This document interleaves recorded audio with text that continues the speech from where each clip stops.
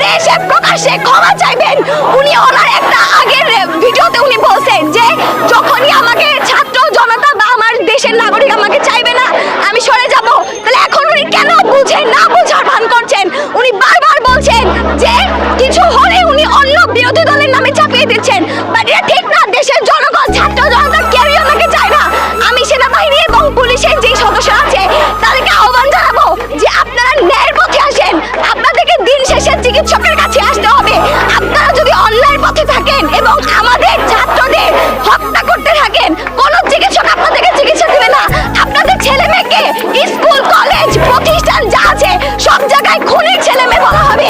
আপনারা আপনাদের ছেলে মেয়ের মুখের দিকে তাকিয়ে হলেও আমাদের সাথে ন্যায়ের পথে নেমে আসেন। শিক্ষকগণ আমাদের পক্ষে কথা বলেছিলেন, তাদেরকে বদলি করে দেওয়া হচ্ছে। তাহলে তো এই আন্দোলন প্রশাসন সংস্কারের জন্য, কোটা সংস্কার অনেক আগেই হয়ে গেছে আমি স্বীকার করি, কিন্তু এখন প্রশাসন সংস্কারের জন্য আন্দোলন করতে হচ্ছে, আমাদের রাষ্ট্র সংস্কারের জন্য আন্দোলন করতে হচ্ছে, আপনার স্বৈরাচার থামানোর জন্য আন্দোলন করতে হচ্ছে, গণতন্ত্র ফিরিয়ে আনার জন্য আন্দোলন করতে হচ্ছে। আমরা আসলে একটা ঘৃণ্য প্রতিবাদ জানাতে এসেছি, আমাদের স্টুডেন্টদের পক্ষে প্রোটেস্ট করতে এসেছি। এই যে গত কয়েকদিনে এত এত ফুলের মতো স্টুডেন্ট মারা গেল, মেধা মারা গেল, আমরা কি মেধা বলবো? শুধুই কি মেধা?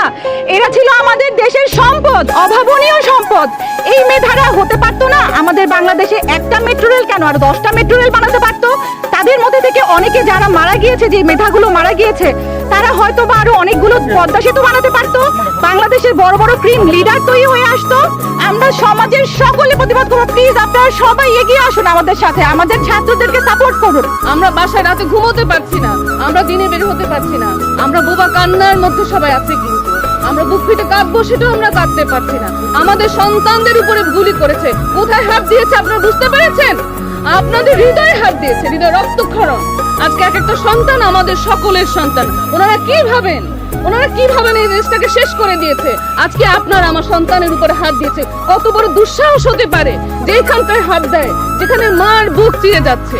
ওরা আমাদের ডাক্তারদের হাত দিয়েছে, আমাদের আইনজীবীদের উপর হাত দিয়েছে, ঠিক আছে, আমাদের বয়স্কদের উপর হাত দিয়েছে, কিন্তু এটা আমাদের কচি কচি সন্তান, যারা এই দেশের ভবিষ্যৎ, যারা এই দেশকে পরিচালনা করবে, সেইখানে তারা হাত দিয়েছে। কত বড় দুঃসাহস হলে কাজটা তারা করতে পারে?